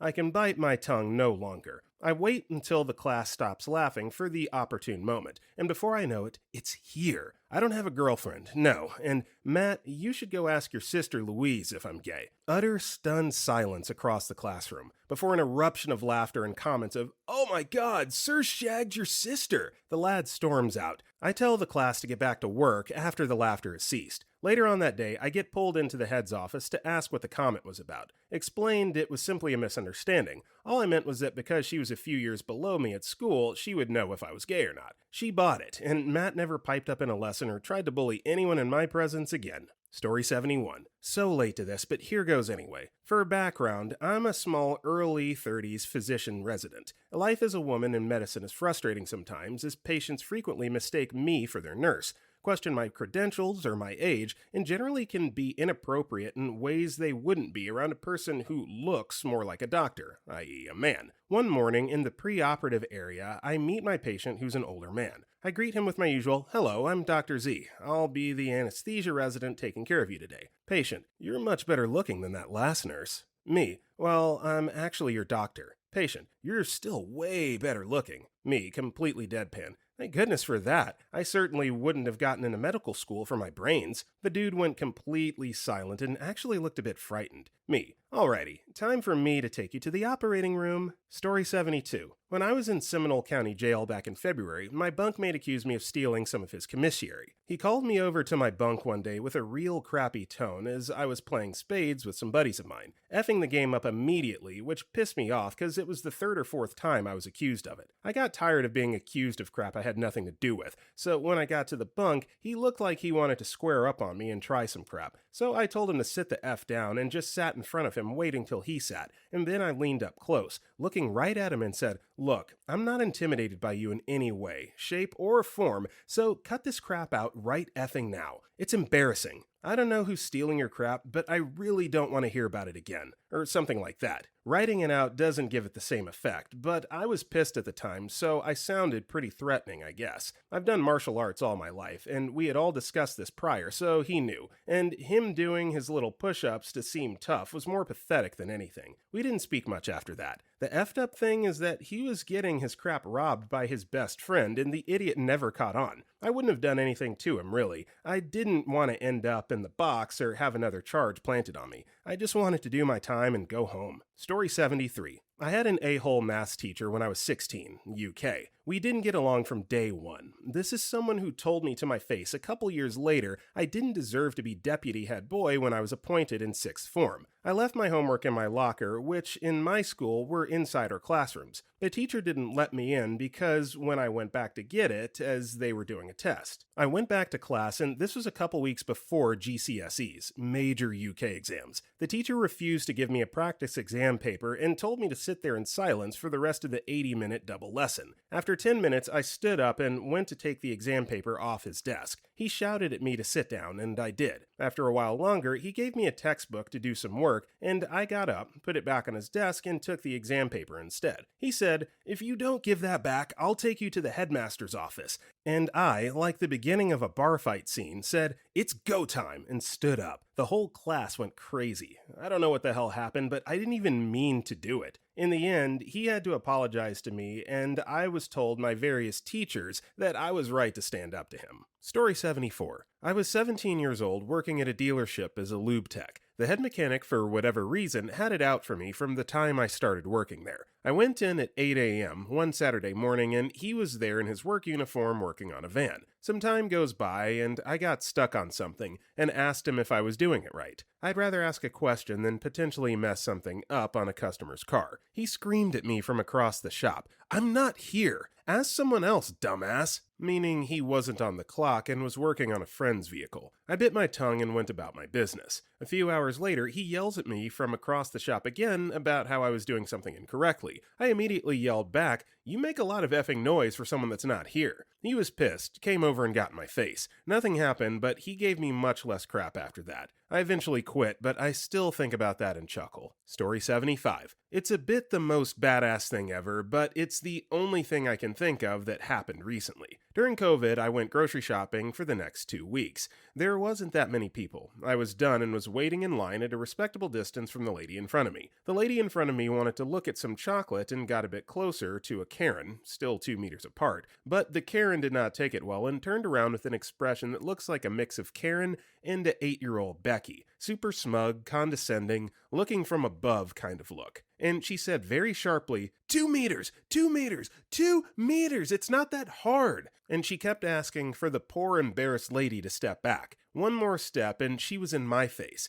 That must have been at least 5 meters distance. I'm usually not that confrontational, but I guess her abusing of the stressful situation to be rude and get her way triggered me, so I just said really loudly, "Can your attitude also stay 2 meters away? I can hear it from here." She was shocked and insulted, but just turned around and waited for her turn. It felt great. Now, I'm not saying that you should ask people to stay away from you, but there's a polite and acceptable way to say it. This is not it. Shrieking like a banshee is not more acceptable just because of COVID-19. Civism, people. Civism. Story 76. I was a head bartender at a high-volume cocktail spot in a downtown area for a number of years. We got everyone from cocktail enthusiasts traveling states away to come visit, as well as cheese chickens and fisticuffs, and guys that never grew out of their fraternity. I had a real cheese chicken of a guy wearing a flat bill cap that was barely sitting on his head at an angle. He and his bud were sitting to the right of my station, and they were watching some sports highlights on the TV. I don't know what it is with some people that causes them to bang loudly on tables or bar tops, but this guy was just slamming the bar with his hand while laughing and being obnoxious. I was deep in the weeds and making 4 to 6 cocktails at a time, so I couldn't fully address it, but finally, after another slam of his hand on the bar, I said, "Hey guy, take it easy on the bar top. It's not your girlfriend." His face turned red and he became angry to the point that I was sure I was going to have to kick him out. But what saved the interaction was that his friend thought my remark was so funny that he was bent over laughing and couldn't stop. Eventually, they both left full of booze and happy and tipped me big. Story 77. I've had a few moments where my quick wit best my common sense to the punch. My favorite was when I met the new CEO of where I work. I was just a programmer. For what it's worth, I'm a very large, very strong, low body fat individual. He strutted into my area with his entourage and was clearly full of himself. Introduced myself and the following ensued. Him. "Wow, you're a big boy." Me. "Yeah, I like to lift things." Him. I always preferred to work on my career. Me. If I looked like you, I'd say the same. He wasn't happy. Him. You see that car out there? Points to his car. Nothing special. It's a Chrysler. That's mine. If you work hard, you're able to afford one day. Me. You see the car behind it? Him. Yeah, it's incredible, isn't it? I wonder who could afford that. Me. Apparently, I do work hard. Hey, I turn it on with my remote and the light show starts. Nissan GTR. Nothing too special, but it was my baby at the time. He turned on his heel and I never saw him again. Story 76. I told my supervisor to go F herself after having a conversation about being demoted. It wasn't really accidental. I was hired as a behavior consultant for an agency that devises behavior plans for autistic children in the home. I had a background working with autistic kids on a study in college and worked for a different agency as an aide in a class for children with autism for a year prior. I took this job because it paid more and was a step up from my position at the first place. Fast forward past hiring. I'm in orientation for a week. Orientation, training for the job I'm about to do. For a week. I got a call from my boss's boss before the week ended saying she thinks it would be better if I, quote, start in the classroom for a few months before they let me work in the home as a behavior consultant. She also tells me it will be a significant pay cut. First, you need to understand that I moved out of my parents' house and into a 3-bedroom house with some roommates after I took this job, relying on the new income I would be enjoying. So she and I are having the difficult conversation, and she explains that I could either take the offer of working in the classroom for a few months first, or leave. I could choose to leave, which I very much wanted to do but couldn't because of my new living situation. Her. So what do you want to do? Me. What I want to do is tell you to go F yourself, but I can't do that. I need this job, so I guess I'll work in the classroom. I didn't get fired for that, surprisingly. I worked in the classroom for a few months until I could find another job that paid more, then I left. The happy ending to this story is that I left to work as a radiology assistant, which led me to apply to nursing school. Now I'm an oncology nurse and love what I do. You could argue that whole BS steered me to my calling, if you believe in fate, I suppose. Story 77. I work security at a local outdoor shopping center. We basically only deal with vagrants and towing. Some BMW douche parks his car at the back of one of the lots, presumably so other guests don't ding him. But the back of this lot is also downhill. Lo and behold, gravity does its thing, and a cart is sent into the side of this man-baby's baby. He flags me down and explains the situation, then asks me who to talk to about it. I'm cracking up, trying to hold my composure at this idiot man, thinking anyone in the world can help him with the dumbest, most brought-on-himself problem, and I blurt out, I don't know, maybe you're God? The douche doesn't like this and starts insulting me and my occupation, telling me I'm useless, which I agreed with. It's my job to cater to him, it's not, etc. So I start walking away. A couple minutes later, he runs up behind me, as in walking, asking me to wait and sounding really apologetic too. I turn around to see him holding his phone up to take my picture, so I throw a peace sign and pose, and he runs off to the Walmart on the property to complain to someone of higher pay grade than me about gravity and security guards. Story 78. When I was in 4th grade, we had a student teacher who would help out with classes, grade papers, etc. He was, to put it simply, an a-hole, and none of the kids liked him. He also gave everyone in the class pretty terrible grades on any subjective assignment, and would always say, I didn't give you that grade, you earned it. At the end of the year, he had us do a little report cards where we graded him on different aspects of his teaching and behavior with us. I gave him a D or an F in nearly every category. Trying to embarrass me, he called me out in front of the class and said that I must not be a very good judge because of how harsh I was in all the categories. My little self looked this grown man dead in the eye and immediately, without thinking, said, I didn't give you those grades, you earned them. The eruption from my classmates will live on as perhaps my proudest moment. Story 79. Not a thing I said, but rather a thing I did accidentally. Setting the scene, I'm in 5th grade in 2004, and my class is out on the blacktop for PE. We were playing some random hybrid type game of tennis and volleyball that basically amounted to us slapping the crap out of a volleyball for 30 minutes while the teacher sat in a folding chair and watched. This kid, we'll call him E, was behind me, and needless to say, we didn't get along. He was a bit overweight and a jerk to me in our younger years. Now, here's where the story begins. During the setup of the game, the teacher was away from our side of the court helping some other students. E took that as an opportunity to strike. According to a friend of mine, he began charging me from behind and threw up a leg to kick me while I was facing the other direction. I, completely unaware of his presence, got lucky in that he missed and was going to my side instead of my back. At around the same time, I went to scratch my leg and accidentally hooked his ankle when it passed by. The random foot had startled me, so I lifted my hand up pretty quick and looked down to see what I had touched. That lifting motion took the now precariously positioned E to the ground, and by the time I saw him, he was lying on the ground next to me. Funnily enough, kid never messed with me again. Crazy how that turns out, lol. Story 80. August/September 2015. Amy, our antagonist. F and R, my best friends. FA, the fourth member of my group, on neutral grounds. I had a WhatsApp group chat with my 4 friends. We had known each other from the ages of 11. We were 18, we were our A levels, and were going off to university. It was quite emotional, and we knew we wouldn't see each other often after Freshers Week. Therefore, we decided to enjoy that summer the best we could. One of my friends, let's call her Amy, always made excuses and only came out probably 2 or 3 times out of the 20+ outings across the summer. Some of the outings were literally to each other's houses, and we all lived within a 20-minute walk of each other, so there was really no excuses to say she couldn't come. Amy didn't come and didn't give any legitimate excuses to why. We all had part-time summer jobs and still made it work, but she always insisted on how busy she was at work, when she only worked 12 hours a week, while F, R, and I worked 30 hours a week. Amy rarely spoke on our group chat on WhatsApp. When she did come online, she just blue-ticked everything and never replied. On the week before Freshers Week, I asked my friends if they'd like to make a day trip and visit me at my university. F, R, and FA replied within 5 minutes, happily agreeing. I waited for Amy's reply, so I could start organizing something after everyone agreed. She saw the whole conversation, blue-ticked it, and didn't reply. I messaged again, asking if she was okay with my idea. She blue-ticked it. F and R also messaged and asked. Again, blue tick. This time I got quite annoyed, and an entire summer of dealing with her crap got to me. I messaged again, asking if she's too busy to reply. This time she replied immediately, stating she was actually busy. I stated that she could have just replied saying so, because how are we to know? She became quite rude and said she didn't tell us anything. I lost it. I was annoyed and saw red. I didn't want any more of the stress that came from dealing with her, and stated,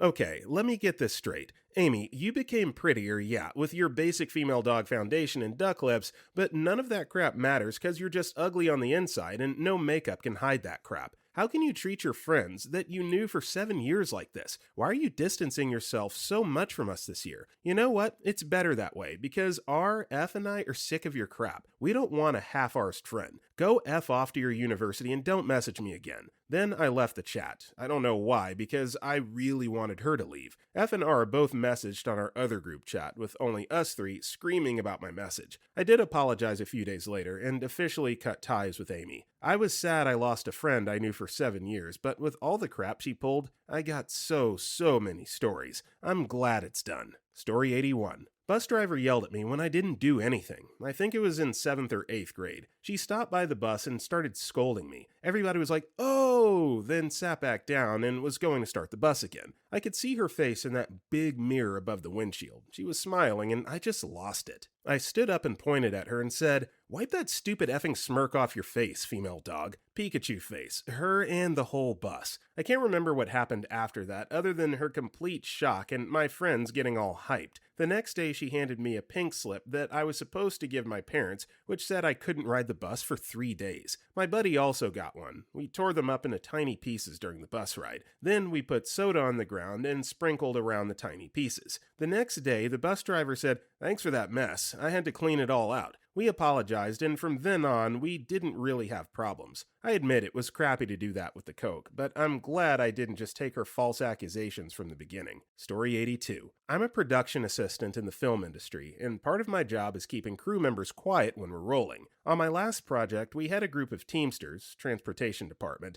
that were horrible, would talk during takes, not help people when they needed them, just in general were jerks to people. So I had the job of keeping them quiet on this one shot. I kept telling them to be quiet, and they kept talking, even when the AD was in my ear saying the microphone was picking them up. Big pain in my ass. After the shot was over, I was walking away, and one of the Teamsters was bothering me. They said, "You know you're gonna have to learn to have fun if you want to make it in this world. Maybe you're just not cut out for film." Without even looking, I went, "Can't relax too much. Don't want to end up driving an effing truck for the rest of my life." Story 83. Years ago, at a previous workplace, an assistant with a fancy work title was trying to assert themselves on me, 26-year-old male. I pissed her off twice. 1. I refused to add her college, without knowing she had gone there, to the list of universities on a state-run website, because private universities in my country are considered super easy to go to and targeted for losers that couldn't get into actual universities on merit. I said something like, let's not advertise the Mickey Mouse schools. They're embarrassing on their own. 2. I refused to depict the GDP growth and inflation on the same chart, because it demonstrated that the GDP growth in my country stemmed mainly from inflation. It got to a meeting with both of our bosses present, and I had to explain myself. Without knowing she had studied economics in the Mickey Mouse school, the following exchange occurred. Me: well, anyone that has spent over an hour studying economics understands that since GDP is calculated in monetary value, showing these two things on the graphs makes us look not just standing still, but also stupid. Her: well, so if I didn't know that, does that make me stupid? Me: well, yes. She ran out crying. We made up a few days later, and she never tried to assert her ideas on me again, and we actually got along pretty well. Yes, I know that it's not the connection, is not actually that straightforward, but the GDP growth and inflation really went hand in hand for us back then, worked against our purposes.